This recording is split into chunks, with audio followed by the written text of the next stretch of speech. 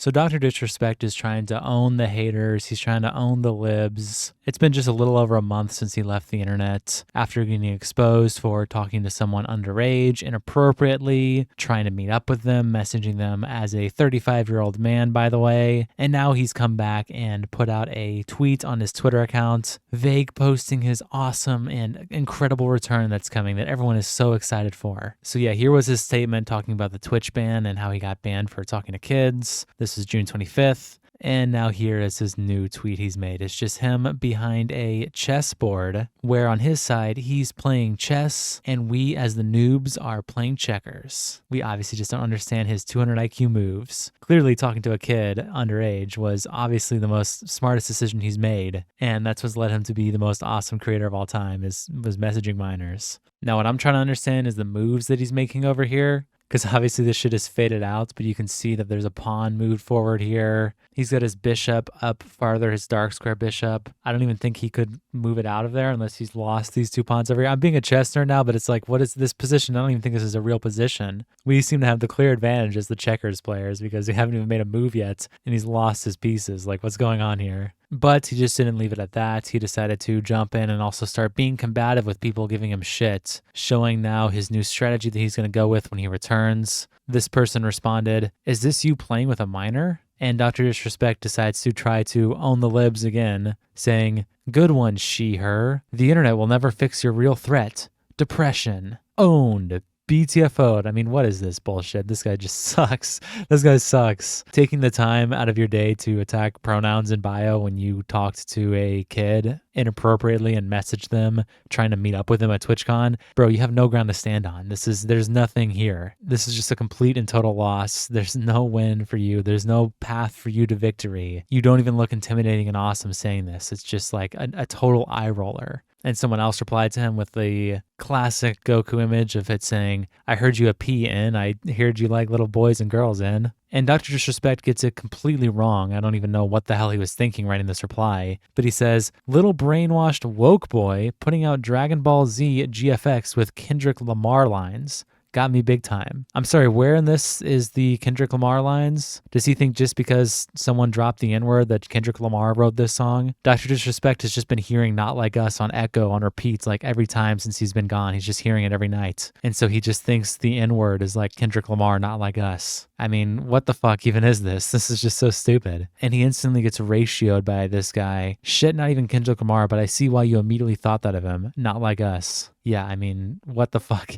This guy's whole career now is going to be defined as being a P-word. I mean, there's no other way to put it, a P-word who wants to message underage girls when he's 35. And yeah, I mean, it's just terrible. And some, I guess, fanboy came in the replies, "Did you at least increase the vertical leap?" And then he responds, "And got a tan too." I mean, am I wrong to say that this guy responds and types like tipster? I mean, he talks like tipster to me. It's this like fake facade, tough guy energy, when really you're in completely the losing position and nobody takes you seriously. It literally is like if Tipster had like 5 million followers, right? Like that's what Dr. Disrespect is. Bro came back in his ultimate form. Best watch out, young girls and boys. Yeah, I mean, seriously.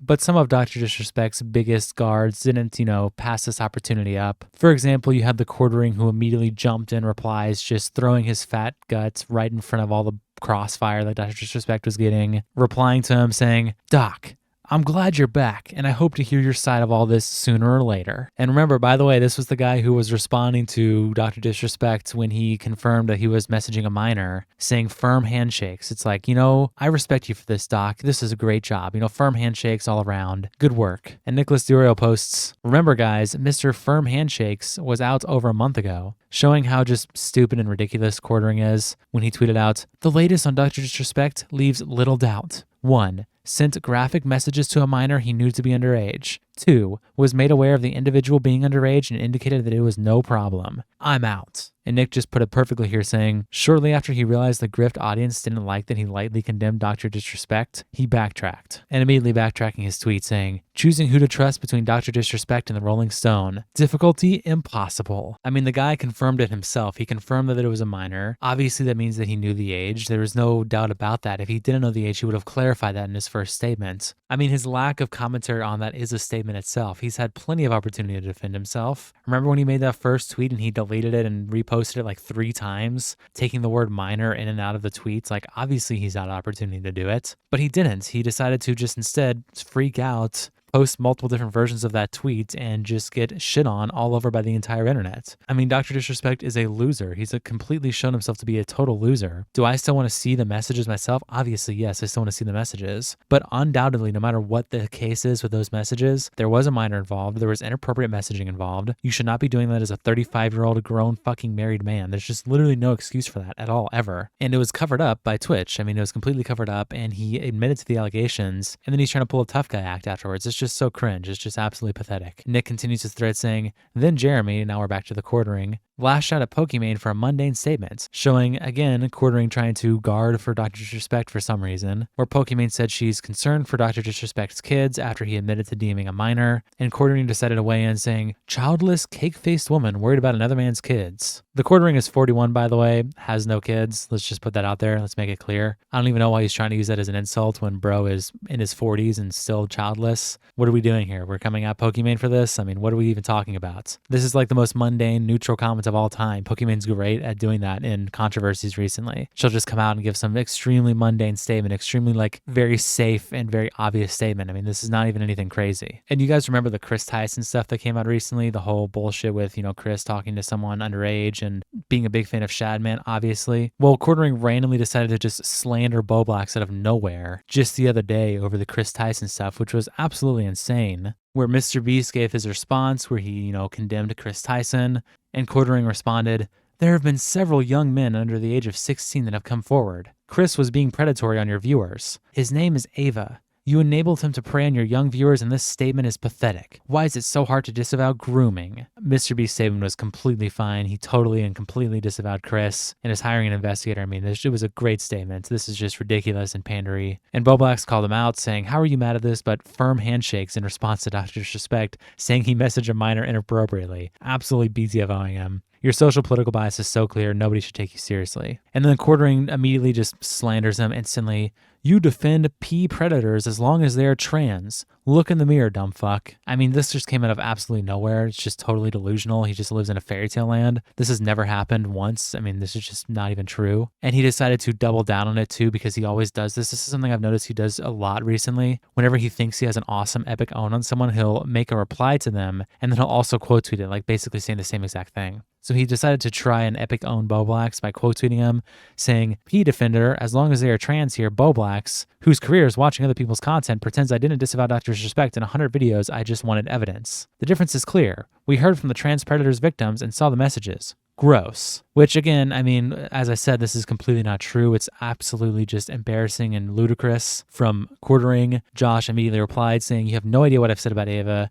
You lying to get a one-up on me is embarrassing, bro. And this is true, showing a tweet that Boblex made a week before pretty much everything broke out on Twitter, saying everyone should watch this, shouting out the original video that basically blew the whole lid on this story. This video will make you hate Chris Tyson. I mean, this was a week before. This was like the same day I covered it, and I covered it like 5 days before it blew up all over Twitter.